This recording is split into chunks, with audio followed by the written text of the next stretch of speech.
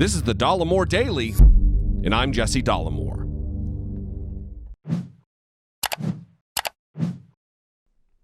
Hey everybody, welcome back. Got a bunch of questions to get to today. One of the reasons that I have a phone number that I talk about all the time and an email address that I promote, 714-576-4054 and daily at dollemore.com, is to use it as a method to amplify your voices and also to ask questions that you may have answers that you're looking for. I think it is important, and I feel obligated using the whatever size platform that I have to answer questions that are needing answered, to amplify the voices of those who don't have the luck that I have to have the platform that I do. So I use this opportunity. I've got a bunch of questions here that we're going to play some voicemails that I think are fantastic, that don't necessarily rise, that don't get on my radar as easily or as often. And then this is a perfect opportunity to answer some of those questions that, you know, if I'm getting one or two or three people asking the same question, I know that it's something that's out there and that people are curious about. So let's get right into this with our very first one. Hello, Mr. Dollemore. I just have one question.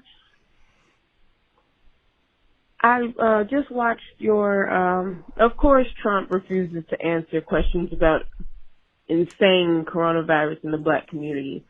And you talked about the importance of having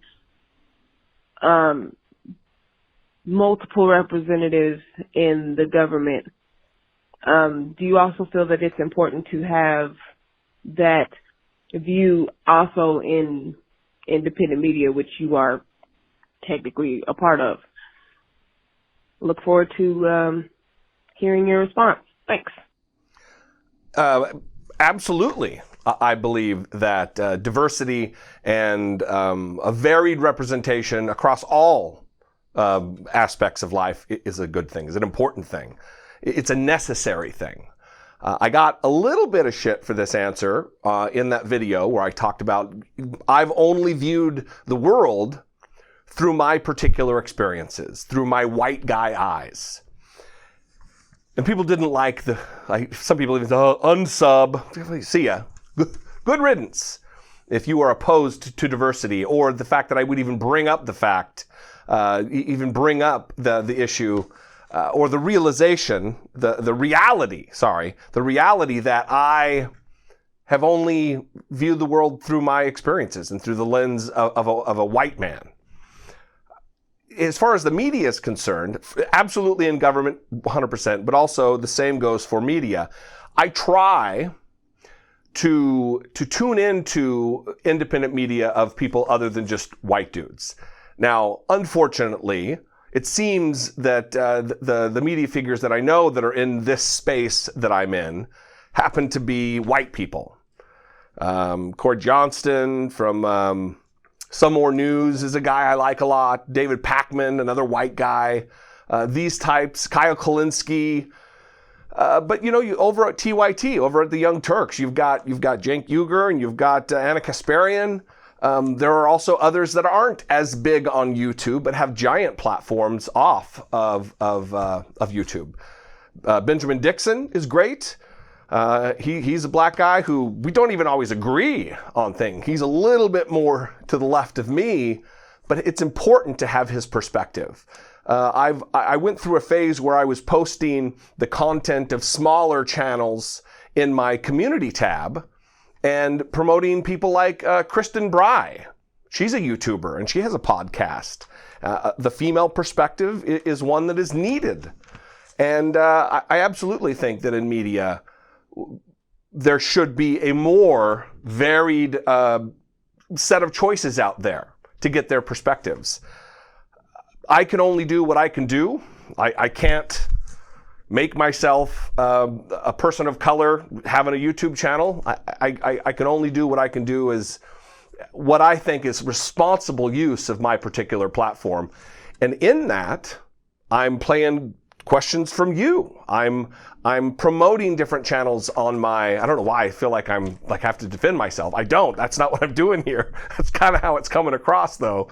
So yes, the answer to your question, yes, in media as well, there needs to be a very diverse representation of races, of genders, of experiences, and of thought.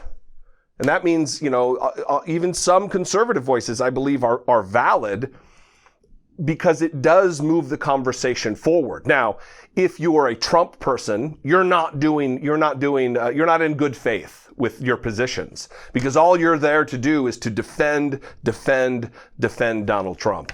I'm talking about traditional conservative voices that have an eye for smaller government, let's say. There's certainly a debate to be had about policy related to taxes, those type of issues, but not if you're just a Trump moron who's in the cult. Absolutely not. You're not valid.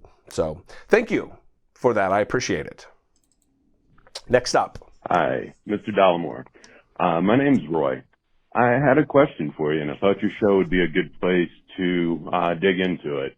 That is, since the Electoral College isn't bound by any federal laws to vote the way that the individuals in a state vote, does that mean that Donald Trump, in theory, could suspend individual voting for the presidency, since the Electoral College isn't by law influenced by our votes? I hope that gives you some food for thought, and I hope that you and your family are all well and safe during this. Thanks. Have a great day. Thank you, Roy. The same to you. I hope that you're well in these precarious times, that you're safe, and that you're taking care of those in your immediate circle. This is something that's been talked about a lot, about the likelihood or the possibility of Donald Trump just suspending the election out of concern for the emergency situation we find ourselves in. He cannot do that.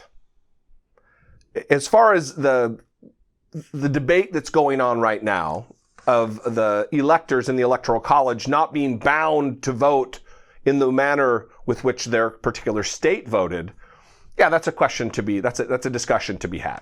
I believe in the abolishment of the Electoral College on its face, so that's where I am with that. However, there are statutes in U.S. code that do outline when elections are to take place. For instance, 3 U.S. Code Section 1 deals with the time of appointing those particular electors.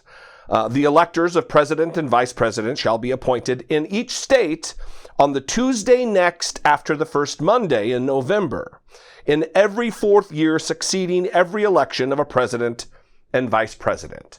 So now, this doesn't necessarily obviously speak to whether or not they vote for the candidates that were voted for by the people, by the popular vote, but it does have to do with them being appointed to vote. Now, further, and more importantly, the 20th Amendment to the Constitution states, the terms of the president and vice president shall end at noon on the 20th day of January, and the terms of senators and representatives at noon on the 3rd day of January of the years in which such terms would have ended, if this article had not been ratified, and the terms of their successor shall then begin. So what this is saying is that, let's say Donald Trump, by some fluke of some statute I'm not aware of, was able to cancel the vote. It wouldn't matter, because by Constitution, by the 20th Amendment of the Constitution, his term ends at noon on the 20th of January. So what would happen is, if by some fluke his term would end, the vice president's term would end, and then Nancy Pelosi, if she's reelected, which it's almost like certain that she will be, Nancy Pelosi would become president of the United States. So it wouldn't matter that an election wasn't held. Their terms end, and due to the power of succession, the line of succession, Nancy Pelosi would become president. So don't worry about Donald Trump canceling the election. That's not something that's going to happen, because he'd be out of a job anyway, and he would have no chance of being reelected to be president again, because of the fact that it's constitutionally mandated. So thanks for the question. It actually is great. I receive that a lot. And it's important to talk about it. All right, next up. Yeah, hi. My name's Corey. I'm from California. I love your show. I would love to hear you speak about the thing that makes me most crazy is not Trump, because he's just a buffoon. What really bothers me, especially during this pandemic, are the people that still support him, which is millions still.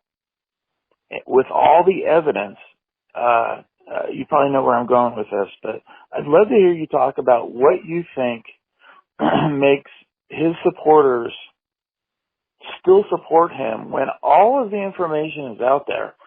All they have to do is use Google, and they can find out everything he's done since he was a slumlord back in the 80s, through his Taj Mahal casino disasters and bankruptcies, and his screwing over stock members, not paying contractors, his involvement with Russians in New York in the 90s. You can just go on and on and on. His frivolous lawsuits. What makes them entirely unwilling to learn about this guy, Trump, to learn about what a dirtbag he's been his whole life? Is it a cult? Is it something that I'm not seeing? Some kind of a psychological? I can't really find anything online that tells me what makes MAGAs still support him when he's so clearly screwed up this pandemic that's cost so many lives. I'd love to hear you talk about it. Maybe you already have and I just missed that video, but if you haven't, I'd love to hear you talk about it. Thank you. And thanks for your work. Thank you, Corey. It's not one answer.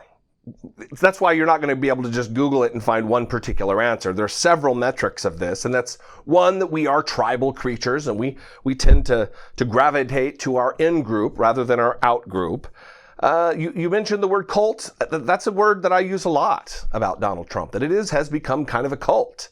We see the religious element of this, that white nationalist evangelical Christians have hijacked their own faith, Christianity, and they are pledging allegiance to Donald Trump. You have Michelle Bachmann. I did a video about Michelle Bachmann calling him the most highly biblical president we've ever had. That is just nonsense on its face. Look, I'm not the most religious person at all. But listen, it's an affront to the religion in which I was raised. Donald Trump is not highly biblical. He's not even regular biblical. He was asked during the campaign what his favorite scripture was, and he couldn't name one. He said, no, I can't do that. So, there's too many. They're all so good. It's so good. Well, which testament is your favorite? He wouldn't even do that. Everybody knows about when he said 2 Corinthians rather than 2 Corinthians. It is bizarre to me. But I think the most telling element here is that he was able to capture the passion of a low information, low educated, and I don't mean just like degrees and having letters after your name. I mean like no curiosity. He was able to appeal to their passions largely being racism, fear of being left behind due to the rapidly changing demographics in America. And they're behind this guy, no matter what he does, largely because of the cult personality around him. So there isn't one answer. There's probably a million more that people are going to write in the comments and say, it was actually this, you missed this, you didn't say this. I probably agree with a lot of what you're going to write, because it's not one particular thing. It's many, many things. He is obviously a disease. He is a virus himself. But he is a symptom also of a larger problem in our country that really does need to be dealt with. So I'd love to know what you guys think. Put the phone number up here, 714-576-4054, daily@dollemore.com. Also, just let's hash it out in the comments. I think that there's something to be said for a vigorous debate and a decent freewheeling conversation. So thank you. I appreciate that question. Something along the same lines here. Hello, Jesse. I was watching your show tonight where you played that voicemail from Anonymous, the guy that called you a diehard Democrat. Well, I'm a lifelong Republican who isn't stupid like most Republicans and know what this guy is. See? In the White House, which is many, many things I could say, but my loathing for him transcends anything I could have ever thought I could hate somebody that much, to where I end up, every time I see him, I flip off the TV, and with my fingers to anyway. If the guy thinks just because you're a Democrat makes any damn difference, it really doesn't. It takes these people are so stupid they can't see what he is and just follow whatever it is. I can see, I'm not the smartest man in the world, but I'm smart enough to see a con man a mile away, and that guy, you can smell him farther. I just wanted to say, keep up the good work. I've said that before to you, and I wish you good luck. And these people, I just don't understand it. I have friends that speak like that I can't talk to you about Humpty Dumpty. So anyway, just from a Republican, which I am going to switch parties after the election, and I just wanted to be able to vote against him in the California race as a Republican. So I appreciate it, and you have a good one. This, I played this right after the previous call because I want to show that this is another reason that not all Republicans, sure, the lion's share, the massive, it's a disproportionate amount. Donald Trump enjoys like an 85 to 90, 91% approval rating among Republicans. So it is the vast majority. But there are those out there, like this gentleman here, I don't believe he left his name, who despise, he used the word loathe, Donald Trump and what he represents.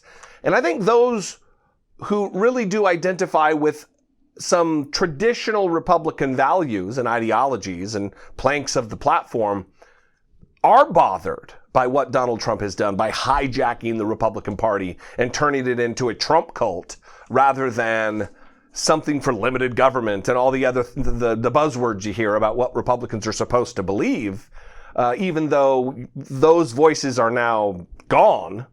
When Donald Trump, during economic boom times, is running $1 trillion plus deficits every single year after having promised that he would pay off the debt, the entire $18 trillion national debt, in 8 years being in office. And what did he do? He added over $3 trillion to it. And now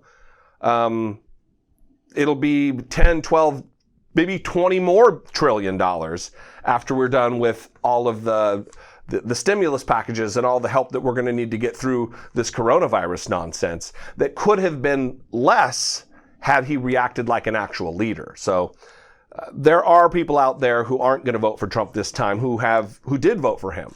It's guaranteed to happen. So thank you for the question and the comment and also the information. I think it'll give people a little bit of a reflection that it's not as dire as some think. Hi, this is Dick Posdell from Pembine, Wisconsin calling. Hey, Dick. My computer's been down for a couple of weeks now, and I've been waiting for it to get fixed. Been searching around on my smartphone, came up with one of your programs the other day. Spent the past couple of days watching on and off your current and previous shows. I'm really impressed. You seem to be one of the honest ones out there. Anyway, I used to be a Republican. In fact, I voted for Trump. I would never vote for the animal again. I'm just wondering what you think of what the Republicans have done as far as our voting in Wisconsin here the other day, where they gave us the choice of dying or voting. Many people chose not to, and do either, as a matter of fact. And I wonder what your thoughts were on that, if there was any way that a problem like this could be remedied. Trump is obviously afraid of write-in votes and mail-in votes. He said it'd be ripe with fraud. The way he operates, I think he would be in favor of it. I mean, he's as fraudulent, and Republicans are as fraudulent as they come. Anyway, I'm going to keep watching your programs. I've got a hold of the rest of my family, told them to tune in, take a look at you. And like I say, I'm going to keep watching, and hopefully you'll get a lot more following. I will do what I can.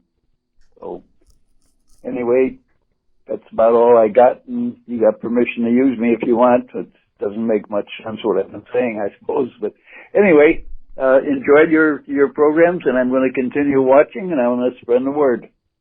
Have a good one. Happy Easter. Happy Easter, Dick. Hey, listen, absolutely, I believe I need a bigger platform. Who wouldn't agree with that when you're in my position? This is another example. Listen, 3.5 years ago when Trump was elected, I was a very angry person. And I would have been someone to completely write Dick off and say, you voted for Trump, you're what's wrong with the country. And I think it would have been premature. I don't hold that view anymore. The thing that I say, and I've tweeted it a few times, and I still struggle with this sentiment, but I say that if you still at this point support Donald Trump, you're either stupid or sinister. Maybe a combination of both.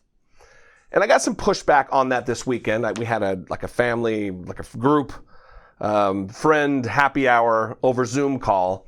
And I got kind of taken to task about this because a lot of my best friends, the people that I really consider my family, they live in Trump country. And they know people who are still hanging on to feeling support for Donald Trump. And so I struggle with calling people like that stupid. But to me, that's still where I am in my head, that you're either stupid or you're sinister. Ignorant, we want to split hairs about what the word stupid exactly means or whether it's just ignorant or whatever. Ultimately, I come down to that racism, if you still support Donald Trump, racism isn't a deal breaker for you. That's just an unintended consequence maybe you feel. I don't believe that. I believe that racism and bigotry is vile and needs to be wiped off. It's a scourge, or as Donald Trump would call it, a scourge that needs to be wiped off the face of the earth. Eradicated. And I don't give space for racism or racists in my life. So I'm an ever-evolving creature. I believe we all are. But that's something I struggle with. As far as the Republicans in Wisconsin, I did do a video about that. I talked about just how reprehensible that they're following suit with every other state and local Republican Party across the nation, trying to suppress the vote, trying to disenfranchise people from our birthright as Americans, which is a free and fair election to vote in. And it is disgusting. And I'm glad to see that it backfired on them. And those key races in Wisconsin, like the Supreme Court seat, they lost. They lost that. More participation is better. I'm not going to rant and rave and repeat everything I said the other day about that on that video about Wisconsin, but it is a fact. It's important. Voting is something worth literally fighting for. And I would, it's one more reason to get involved. So thank you very much, Dick. I appreciate the call a lot. Margaret. Hi, my name is Margaret in Pennsylvania. Please address the fact that the children that we kidnapped, or should we say that big fat orange piece of crap kidnapped, Nobody's covered anything. How are they doing? Be the only one that's ever brought them up since this has happened. Thank you. Well, Margaret, you're correct. There isn't a lot of news out there about the children that were absolutely, without reservation, that is the perfect way to identify it. That is the perfect way to classify what happened to them. They were kidnapped. They were ripped from the arms of their parents who were going through the legal process of applying for asylum. Legally, they were doing so. And they were taken from their parents. Hundreds of children that will likely never see their parents again because they didn't do the... IKEA does a better job when you drop your kid off and they put a wristband that matches the kid on your arm. The Trump administration couldn't even take a play out of the playbook of IKEA. And it's not getting enough coverage. Many, we don't know the numbers, but many of these kids are now COVID-19 positive. And one of the reasons why we don't know the number is because ICE and Border Patrol aren't even being transparent about how many of their employees have tested positive. That is a problem. Transparency in government is of paramount importance. And we're not seeing it. Not even just about the immigrants that are in the detention centers, but also the employees. Federal employees, we don't know. That is a problem. Thanks for the call. I appreciate it. Let's finish with an email from Elizabeth. In 5th grade, more or less, we learned that the American governmental system is based on the idea of checks and balances. Why is no one checking and balancing our moronic head of state? Secondly, what happened to the self-respect of the press corps? When he says, you're a terrible reporter, or any variation thereof, why doesn't everyone just get up and walk out? Let him talk to an empty room a couple times, see what happens. Yours sincerely, Elizabeth Y. Again, this is one of those questions that doesn't have a very simple answer. As far as the checks and balances is concerned, Donald Trump has stretched the interpretation of the Constitution to a level that we've never seen before, or as he would say, the likes of which we've never seen. The problem with where we are right now and what we face is the fact that the Senate, and prior to that, the House of Representatives, before it was flipped to the Democrats, let him get away with anything because he is filling the judiciary with extremists on the benches of the federal courts. They're getting what they want. Mitch McConnell is getting everything he's ever desired beyond his wildest dreams. Insane tax cuts for the top 1% of wage earners in this country.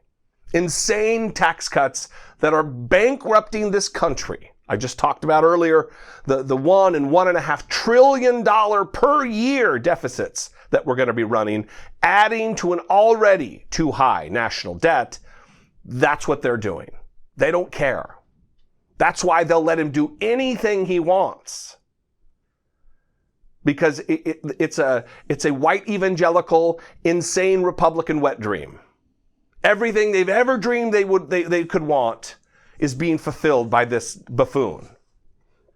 As far as the press corps is concerned, I struggle with this, Elizabeth, because I would love to see, it would be so entertaining and it would be food for my soul to watch Jim Acosta or Yamiche Alcindor tell him where to stick it.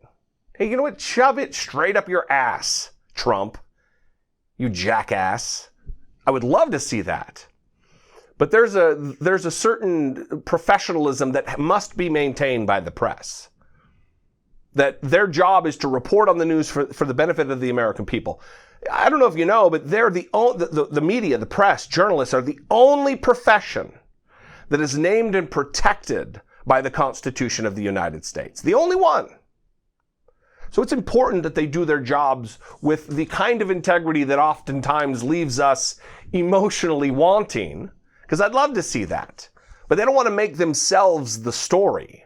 They want to report on the news as accurately and earnestly as they can, and to mix it up with Donald Trump, it belittles what their very noble job is. So I don't know if that's the answer that you wanted to hear, or even an answer someone else would give, but that's part of what I believe. We don't see more of that. I mean, there's a guy on the press corps named Brian Karam. He used to write for Playboy. I don't know who he writes for now. But he's a guy who mixes it up all the time in a way that I don't think is really befitting his job. He takes it to another level that's not just reporting. There's an anger to it that I think isn't necessarily appropriate. It makes me feel good sometimes, but that doesn't always serve the noble goal. Anyway, that's it. I hope you guys enjoyed those questions. I want to do this more often. I need to not procrastinate and get it done more often. 714-576-4054. Of course, you can email daily@dollemore.com. I love you guys. I appreciate you. I hope that you appreciate this. And if you do, if this brings value to you, one, call in, email in, but also consider becoming a channel member. For less than $2 a month, you can help support this work, and it would be fantastic. One, for me, but like I've said in the past, and I'll continue to say, if there are others in this independent media space that bring you more value, help them out. Whether I named David Pakman, I named Benjamin Dixon, those people, whether they have a Patreon page or whether they have a YouTube channel membership system, or drop my pen, or some other kind of setup. If you have the financial ability to do so, you don't have to budget it in and make it a thing where you really have to scrimp and save. If it's easy for you, if it's not a problem, support those people. Or if I'm the guy, help me out. So thank you guys very much. As I always say, and I mean it, be genuine, and especially in these times, help lift one another. Help support one another. Take care of everybody. See you next time.